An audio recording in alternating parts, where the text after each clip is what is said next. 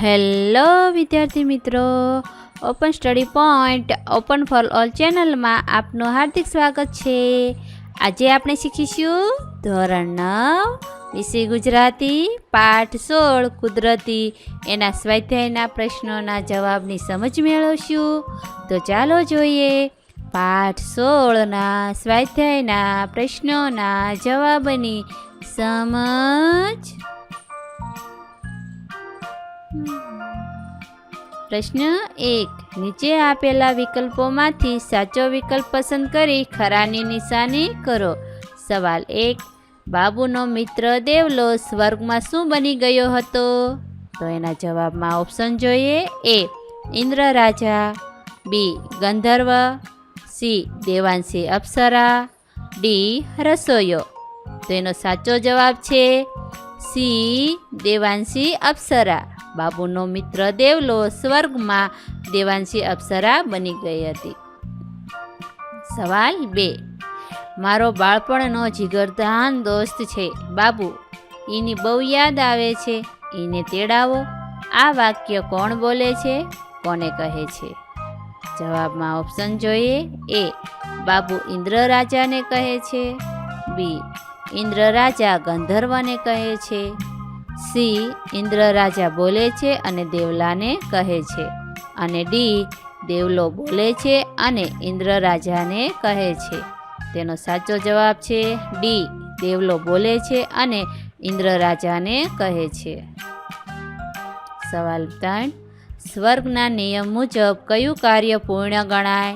જવાબ. A. કડક નિયમવાળા ધર્મ કરમ, B. કર્મકાંડ, સ્નાન સંધ્યા, C. કુદરતી રીતે સહજતાથી થયેલું સત્કાર્ય, D.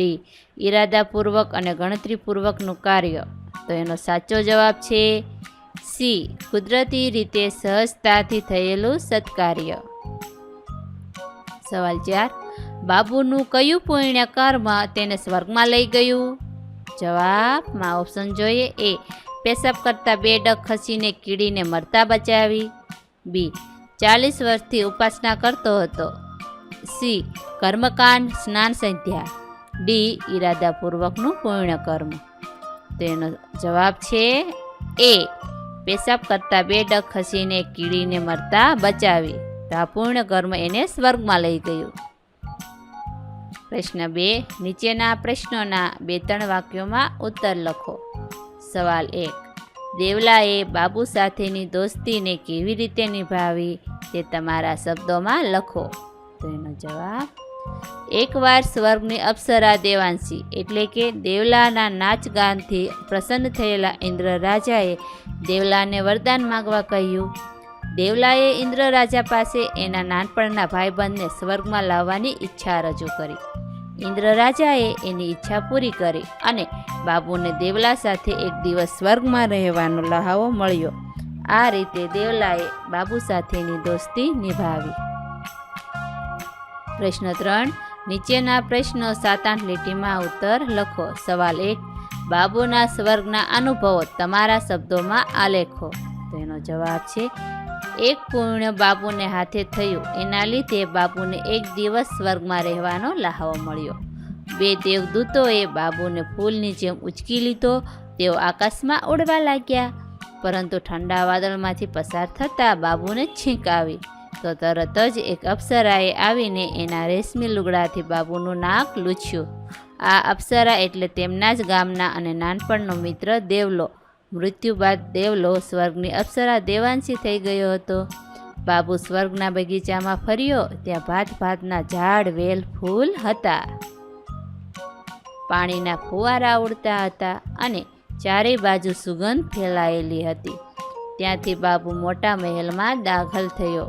ત્યાં દરબાર ભરાયો હતો. સિંહાસન પર ઇન્દ્ર રાજા બિરાજેલા. નાચગાન ચાલતા હતા. બાબુ પ્રવેશતા જ નાચગાન બંધ થઈ ગયા. બાબુને જોઈને ઇન્દ્ર રાજા તરત જ ઊભા થઈ ગયા અને આવો બાબુરાજ કહીને એને પ્રેમથી ભેટ્યા. બંનેની આંખમાં હરખના આંસુ આવ્યા. ઇન્દ્ર રાજાની આંખના ઈશારે ફરી નાચગાન શરૂ થયા. દેવાંશીએ મારી વેણીમાં ચાર ચાર ફૂલ અંબોડ લે સોહે સોહામણી ઝૂલ ગીત મીઠાશ અને અલગથી ગાયું. દેવાંશી રૂપના અંબાર જેવી હતી. એની આગળ બીજી અપ્સરા ઝાંખી લાગે. નાચગાન ફરી બંધ થયા. પછી ઇન્દ્ર રાજા બાબુને જમવા લઈ ગયા અને તેને ચોખ્ખા ઘીની ધારવાળું છૂટું સૂરમું જમાડ્યું. બંગલાના પાન ખવડાવ્યું. બાબુએ દેવાંશી સાથે થોડો આરામ કર્યો. પછી બાબુને પૃથ્વીલોકમાં પાછો મોકલી દીધો. આમ બાબુએ એક દિવસ સ્વર્ગમાં રહેવાનો આનંદ લીધો. આ વિડીયો નિહાળવા બદલ આપનો ખૂબ ખૂબ આભાર અને ઓપન સ્ટડી પોઈન્ટ ચેનલ તરફથી વિડીયો નિહાળવા બદલ આપનો આભાર. આવા બીજા વિડીયોઝ નિહાળવા માટે અમારી YouTube channel open study point અત્યારે જ સબસ્ક્રાઈબ કરો.